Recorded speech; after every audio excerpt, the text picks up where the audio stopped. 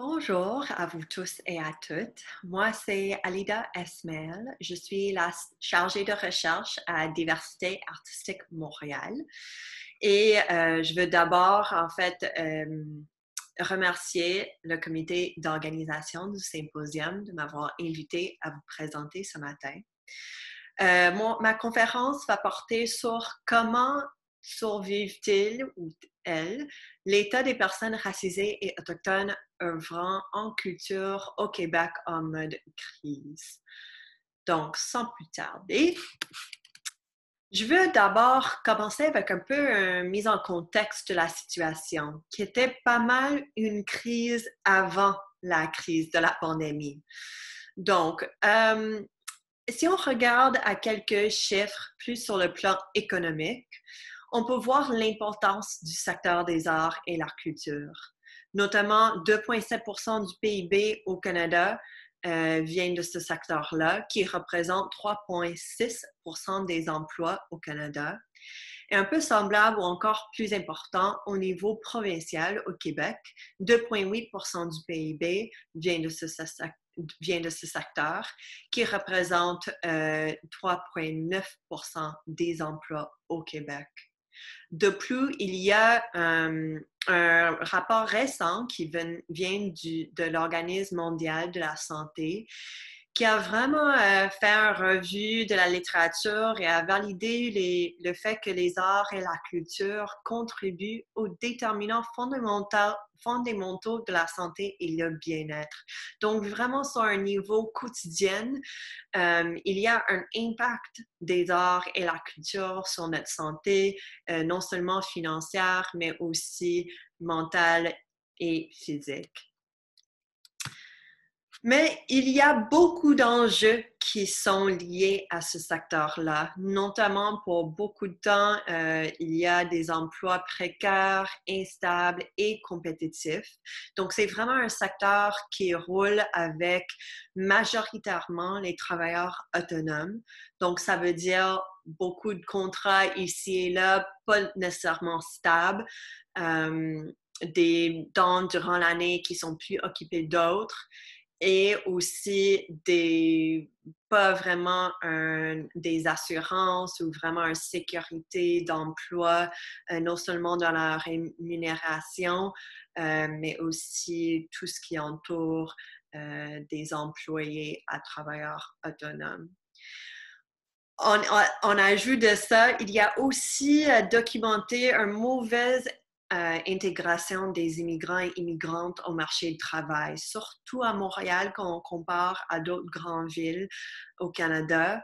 On reçoit beaucoup d'immigrants et immigrantes, mais ils ont vraiment la misère à s'intégrer, à se sentir bien accueillis, d'avoir leurs expériences reconnues. Donc, ça entraîne des difficultés à l'intégration au marché du travail et le secteur des arts, la culture et les médias sont inclus là-dedans, en fait, dans ces difficultés. Donc, on peut soutenir l'idée que la discrimination et le racisme systémique, en fait, on attribue, contribue à ces difficultés-là, notamment dans un rapport récent de l'Office de consultation publique de Montréal, a aussi mentionné des discriminations, des politiques, des processus de travail qui sont discriminatoires dans ce secteur-là, puis plein de choses à améliorer. Et cette discrimination et racisme systémique, ça entraîne une sous-représentation de la diversité, les personnes de la diversité, dans les équipes de travail, sur les comités de sélection, dans les postes décisionnels, sur scène, devant l'écran, vraiment avec toutes les perspectives qui entourent la chaîne de production, tous les différents rôles dans ce secteur-là. C'est documenté que les immigrants, les immigrantes, les autochtones, les personnes racisées, même s'ils sont nés au Canada, ont vraiment la misère à s'intégrer dans ce secteur-là à cause de plusieurs barrières systémiques. Donc, c'est peut-être pas surprenant de voir que le revenu annuel médian des artistes partout au Canada, qu'il y a les groupes marginalisés, qu'il y a beaucoup d'inégalités en termes de revenus. Donc, on peut voir ici, avec une étude qui a été faite par Hill Strategies, que même si on regarde seulement les personnes racisées, entre les personnes racisées et non racisées, il y a une différence énorme, assez importante entre ces deux groupes-là en termes de revenus. Et c'est vraiment les mêmes choses entre le genre, homme-femme, et les Autochtones, même des anglophones qui œuvrent au Québec. Donc, toutes ces inégalités-là a un peu né le pôle recherche de DAM. Donc, en fait, DAM est un organisme à but non lucratif qui était né en 2006, vraiment entouré de ces problèmes, ces enjeux-là de battre contre le racisme systémique dans le secteur et aider les gens à transformer leurs pratiques envers l'équité culturelle. Donc, en 2017, le pôle recherche a été créé à DAM et ça a commencé avec une consultation sur le racisme systémique dans le milieu des arts, de la culture et des médias à Montréal. Donc, c'était vraiment une étude de faire des entrevues avec des personnes sur le terrain, les travailleurs culturels, pour vraiment avoir une documentation, des données concrètes là-dessus. Ceci a amené à ce rapport intitulé « Pour un processus d'équité culturelle ». Et dans ce rapport-là, ça a vraiment abouti à 31 recommandations réparties dans 6 axes.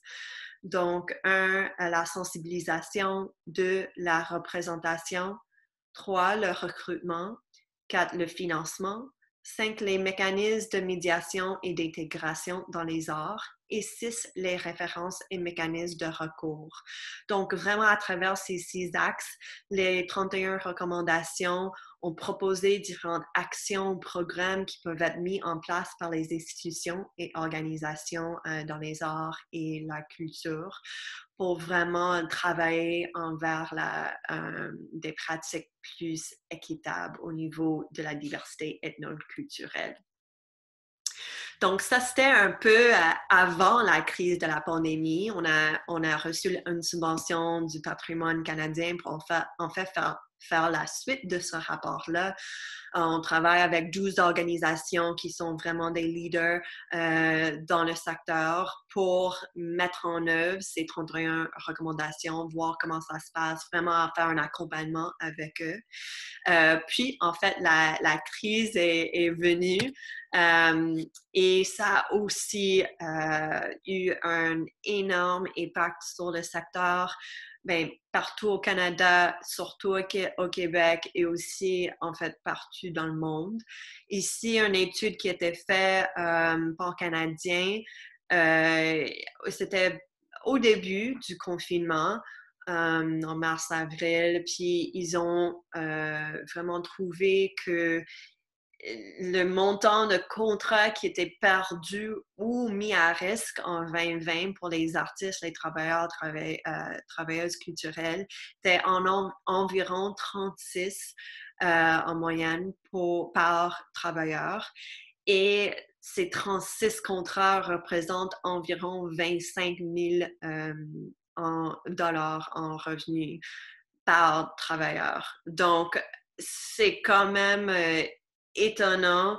C'est un impact énorme, surtout quand on rappelle que la revenu médiane des artistes au Canada est pas mal ce chiffre-là. Donc, on peut s'imaginer que vraiment la revenu au complet pour 2020 est mis à risque.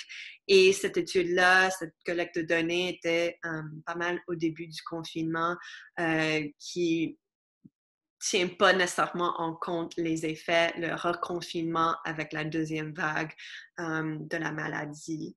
Donc, avec cette crise aussi, la pandémie, il y avait des ressurgences dans le mouvement Black Lives Matter, la vie des Noirs compte. Puis ça a aussi secoué le secteur des arts et la culture beaucoup. Il y avait une augmentation dans l'engagement public sur ces questions-là, surtout sur le racisme systémique.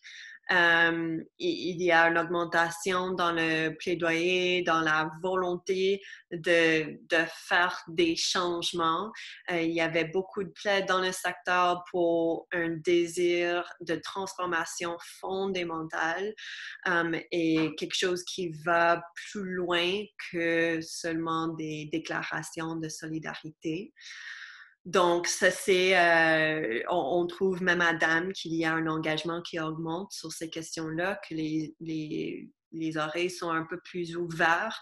Par contre, au niveau gouvernemental, il y a quand même des enjeux sur la représentation. Notamment, on a la misère à être autour de la table dans les comités de relance, vraiment de prendre une place avec les fonds d'urgence qui sort. Les personnes racisées autochtones sont pas nécessairement pris en compte toujours. Et on voit que en termes d'action concrète dans les programmes qui sortent, dans les plans qui sortent, que c'est quand même un énorme manque et reconnaissance de ces enjeux-là. Donc, tous ces enjeux, même avec la pandémie et avant la pandémie, en fait, amené à DAM à lancer une enquête pour mieux comprendre et documenter les répercussions de cette crise de la COVID-19 sur non seulement les créateurs et créatrices, mais aussi les collaborateurs, comme les designers, les metteurs en scène, vraiment toutes les personnes qui œuvrent souvent en coulisses, en arrière-scène, ainsi que les collectifs et organismes artistiques racisés et autochtones au Québec. Puis le but de cette enquête, c'était vraiment de mieux guider les décideurs et décideuses, les subventionnaires, etc., vers une reprise plus équitable parce qu'effectivement, on a vu qu'avec les plans de relance, les fonds d'urgence qui sont sortis au début, que les personnes racisées étaient toujours un peu pas pris en compte. Il n'y avait pas nécessairement des mesures équitables avec le système qui entraîne beaucoup de barrières pour eux au départ. Donc, cette étude-là, la collecte des données était faite en août à octobre 2020, donc assez récent. Puis ça a été fait avec une méthode mixte, donc quantitative et qualitative, avec un questionnaire et des entrevues. De la part des questionnaires, il y avait 72 artistes ou collaborateurs qui ont répondu. La majorité ou une légère majorité étaient des femmes entre l'âge de 26 à 40 ans. La plupart avaient leur citoyenneté canadienne ou ils avaient leur résidence permanente. Et la majorité, 72%, étaient des immigrants ou immigrantes. De la part des organismes ou des collectifs, 11 représentants ont répondu au questionnaire, avec la plupart étant les OBNL qui sont en existence depuis 4 à 10 ans en moyenne. De la part des données qualitatives, donc les entrevues, les artistes, 28 entrevues, la majorité qui habite à Montréal pour un moyen de 12 ans déjà. Et sur le part des organismes et les collectifs, 4 représentants, ils sont tous à Montréal et en existence d'un moyen de 13 ans, donc assez établi quand même. L'analyse est toujours en cours, donc on a seulement des résultats préliminaires à ce stade-ci. Mais on peut voir avec ces résultats préliminaires que le revenu individuel annuel va diminuer, c'est projeté d'être une perte comparée à l'année passée pour ces artistes-là, avec la plupart des artistes qui vont tomber dans un revenu en bas de 15 000, qui, si on voit en orange, désolé, c'est vraiment qu'est-ce qui est projeté pour cette année, puis en bleu, c'était l'état en 2019, puis on peut voir déjà là, c'était pas vraiment dans un bon sens pour eux. Donc, il y a des soucis, des grands soucis au niveau de soutien financier pour ces artistes-là, avec cette perte énorme de contrats, de revenus et vraiment avec cette pandémie qui est pas terminée, puis pour le secteur, les effets de la pandémie vont continuer pendant quelques années quand même. Donc, il y a des grands soucis au niveau de revenus individuels. Si on vient à la santé mentale, on peut voir à gauche, avant la COVID-19, les niveaux d'anxiété, c'était quand même gérable avec certaines personnes qui ont des sensations sévères. Un peu la même chose avec la dépression puis l'irritabilité. Si on passe au milieu, le stade de confinement, donc vraiment mars, avril, juin 2020, les niveaux dans toutes les trois catégories ont vraiment changé, puis pas dans le bon sens. Beaucoup plus de personnes qui ont des sensations sévères, ingérables, beaucoup d'incertitudes pour le futur, d'anxiété, comment ils vont survivre, comment ils vont passer à travers cette crise. Et si on regarde à droite avec le déconfinement, ça c'était vraiment en juillet. Puis encore, ça prend pas nécessairement en compte la deuxième vague qui vient de commencer avec plusieurs niveaux de confinement en octobre, à Montréal au moins. Donc, on peut voir que les sensations sévères ils ont quand même diminué, mais pas nécessairement à zéro non plus. Donc, et encore une fois, on peut s'imaginer qu'avec le reconfinement partiel, que ces chiffres ont changé. Autre enjeu qu'on a entendu à travers cette enquête, c'est que les gens ne sont pas assez outillés. Donc, au niveau d'espace, il y a beaucoup de mentions sur un manque d'espace, non seulement pour les répétitions, mais aussi de juste avoir des discussions, soit en ligne, soit en présentiel, et même au niveau des enregistrements. Donc, beaucoup se fait en ligne en ce moment, mais d'être vraiment outillé au niveau d'équipement et espace professionnel pour faire un enregistrement, même si ça va être un résultat qui est diffusé en ligne. Les outils pour vraiment faire ça au niveau professionnel, c'est un manque énorme. Et aussi au niveau de l'accompagnement pour les artistes entrepreneurs. Donc, beaucoup de créateurs, créatrices fonctionnent dans le secteur, c'est vraiment, ils doivent gérer comme leur propre entreprise presque. Donc, c'est vraiment eux qui sont en charge de faire les demandes de subventions, de chercher pour les finances, d'assister aux séances d'information, de gérer leur communication, leur budget, leurs collaborateurs et collaboratrices. Donc, c'est vraiment tout un travail, un investissement de temps, de leur argent, leur propre argent de leur poche, même avant qu'ils sachent qu'ils auront une subvention même. Et beaucoup de personnes n'ont pas quelque chose en place pour pouvoir payer d'autres gens pour leur aider. Donc, un accompagnement, surtout au niveau professionnel, pour ces artistes-là, c'est quelque chose qui est un besoin en ce moment, mais en tout temps. il y a beaucoup sur la saturation des activités en ligne et la fatigue des activités en ligne. Donc, au début de la confinement, il y avait beaucoup de choses qui sont mises en ligne avec un hausse d'offres, mais après un bout de temps, les choses sont diminuées encore avec la saturation, la fatigue, encore le manque d'outils.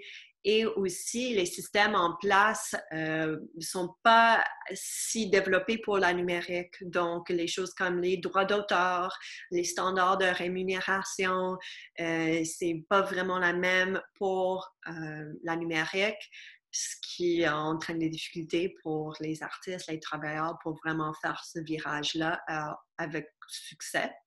Et du côté des organismes, il n'y a pas assez de soutien financier pour les organismes qui roulent au projet. Donc, il y avait des fonds qui sont ouverts pour les organismes qui roulent ou qui sont soutenus au fonctionnement, mais vraiment au projet, c'est un peu plus complexe.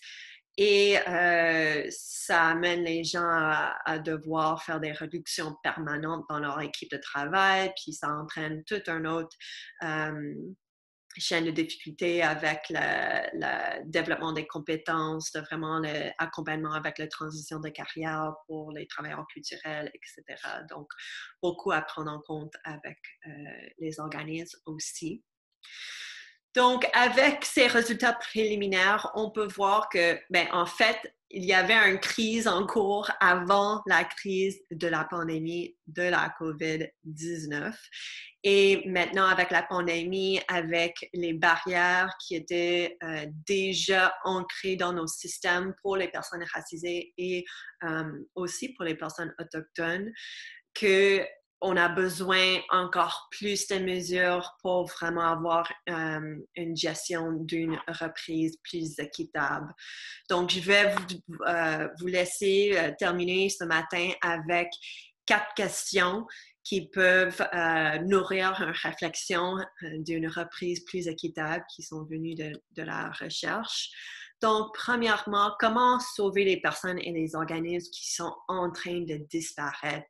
Donc, même avant la crise, il y a un manque de représentation, d'intégration des personnes racisées et autochtones de la dite diversité culturelle, qui sont un peu les cas particuliers, surtout les immigrants et immigrantes. Donc, comment on peut mettre en place des programmes, des mesures qui tiennent en compte ces cas-là?